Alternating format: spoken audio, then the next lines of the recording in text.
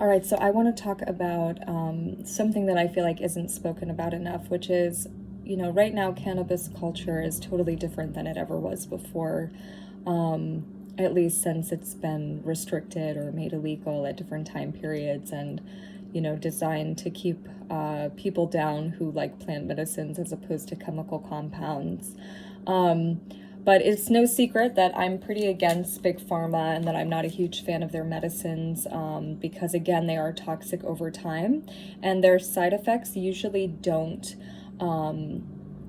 outweigh, the side effects outweigh the benefits. So for me and my body and my blood, plant medicines are a little bit better for me to tolerate. And again, I want to speak about my resistance in using cannabis as a medicine because, again, when I was a really young person, I used cannabis recreationally and I enjoyed it recreationally, and I never ever spoke of it being my medicine, and I never had an issue with it. And then I stopped using it, and it wasn't a big deal. I didn't judge anybody else if they used it. I didn't really care. I never saw a problem with it. I have had to pay a fine for it before in the past, and it can be weaponized against people, and it has been in different time periods. But as an adult, and as cannabis has become more legal, I realized I had great resistance to using it as a medicine, to the point where when I was in talk therapy, I had to work extensively with my therapist on being able to use it as medicine because I didn't want to use the chemical compounds that were the alternative for what I could be doing. And I tried no medicine, I tried the chemical compound, I tried cannabis, and out of all of them, obviously no medicine means that I lay in bed and I'm unable to do anything else, and I can't sit for very long. And cannabis allows me to have a little bit more ambulatory ability, a little more freedom, but I am kind of re-navigating this from a standpoint of not risking my life anymore. Again, autonomic dysreflexia is life-threatening, so I am trying to navigate this in a practical way for my body and also my future.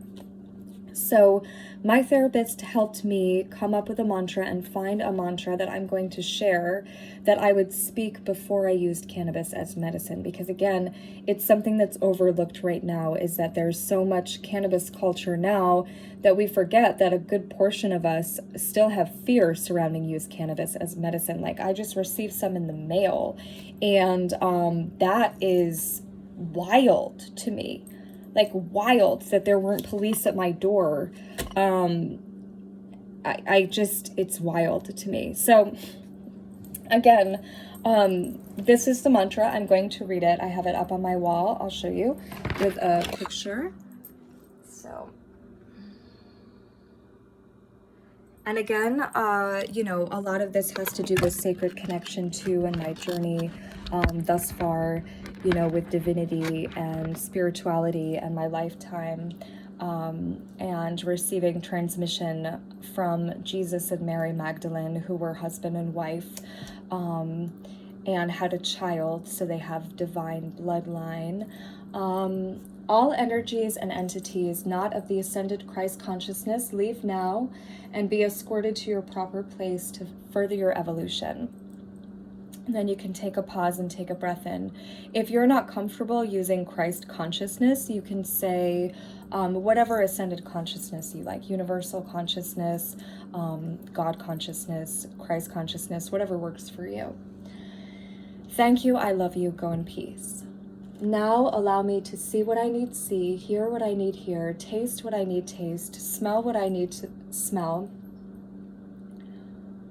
so that I can heal and assist others in my life. Thank you, Santa Maria, thank you. I take in fully the most divine and conscious, vibrational, and healing from your medicine. So that's just something that you can use. That's something that she gave to me that I think she found on the internet or from another client. And it's something that has helped me be able to integrate this as medicine.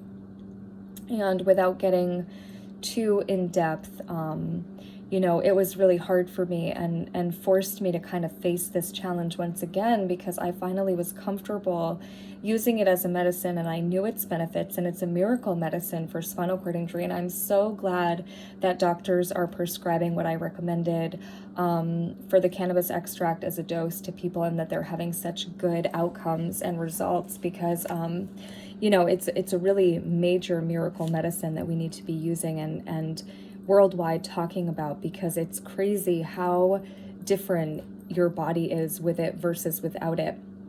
Now, again, it was used against me in court when I testified against my ex-abuser, and I need that medicine right now because of him.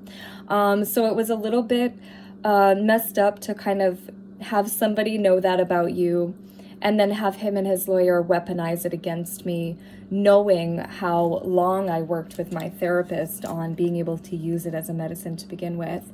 But that's kind of another story. But it did kind of force me to really re-examine my views of it, the fear that surrounds using cannabis as medicine, the fear that surrounds like you getting in trouble for using it as medicine, getting a fine. It's still not legally federal on a federal level and worldwide. So again, that really limits people that need this as a medicine. And marijuana should be no different than other forms of medicine when people are traveling.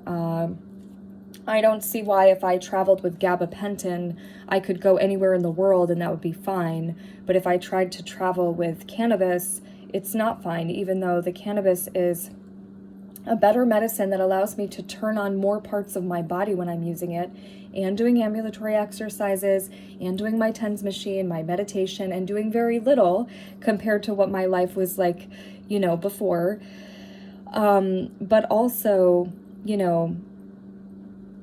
it doesn't have all of the negative side effects of something like gabapentin, and the long-term effects. And as far as your body becoming dependent, it doesn't do that to you. Your body doesn't become dependent on it. You actually take breaks regularly, because my goal, of course, in the end, through this whole process, has been to be fine without any need for cannabis or any medicine at all. My goal is to fully heal. Nobody wants me to fully heal more than I do myself, because this has completely changed my life, my path, my dreams, my goals, and my ability to reach those. I've always been a woman who is very passionate about speaking out about natural medicines and plant medicines. Again, I danced with a dance group that was really huge advocates for cannabis as medicine. And I was really passionate about the kids with cancer dancing, that we did. And I wasn't using cannabis recreationally or otherwise then. But now that I'm using it as a medicine, and it is a miracle for spinal cord injuries, like it is the miracle medicine that we've been waiting for. So I just really think that there needs to be more conversation around it.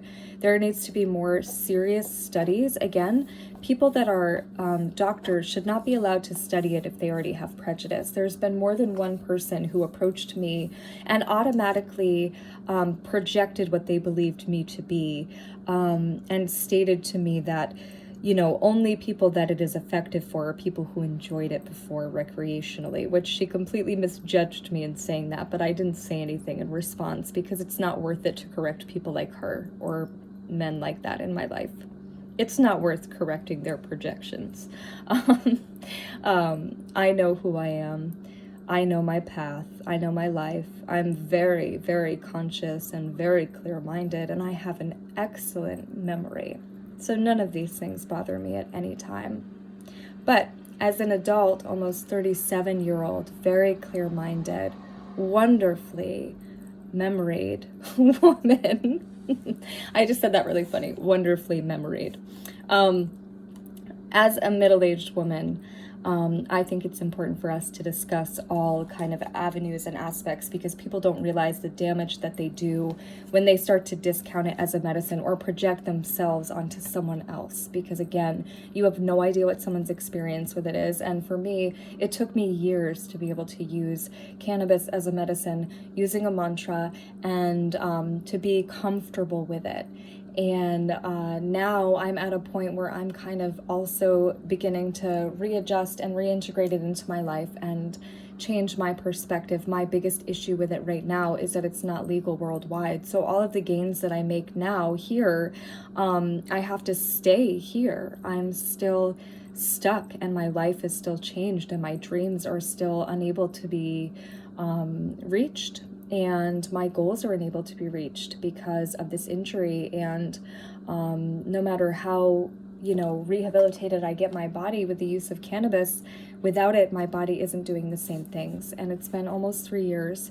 So I try not to get too discouraged and think about that, but it is kind of hard for me to see things so clearly because, again, I'm almost 37 and I did have a plan for my life, and I was really close to reaching the end of the plan, which I had all of my certifications crossed off my list, and all I needed to do was save enough money for the land in which I could put my self-sustainable healing center and be unreliant on society, and I would have had a physical body to be able to rely on for the land and for my home and for my dreams, which all involved me having an able body.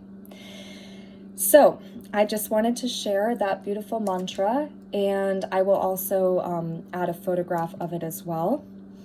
And again, feel free to replace Christ consciousness with whatever, universal consciousness, God consciousness, the source, whatever you need to kind of make yourself feel okay about it. And then also just don't allow other people to project their negative views and their kind of issues onto you, because most of the time the people who are projecting that you must just be a recreational user, maybe they are themselves, maybe that's their like inner being. They're like, oh no, I really enjoyed that, and so they assume that everybody else is the same. So again, I was my happiest when I was not using cannabis. I wasn't even drinking coffee. I didn't eat chocolate after noontime. My happiness came from going to the mountain every morning with my dog, and then dancing and singing and waitressing and bartending to make money, and going to dance workshops and traveling to study in countries that I felt called to, and the root of what I was studying was found there. And this is an adjustment for me for sure, but I just wanted to share that. And I also wanted to share that that's a really important topic of conversation too, because so many people are lost in the fear thread of cannabis, and not enough people are taking into consideration what I'm saying. So hopefully you can do that, and hopefully this mantra can help you if you struggle like I did with using it as a medicine as an adult who was targeted in the past for using it recreationally and then stopped because, well, I was like 24 and just didn't use it anymore.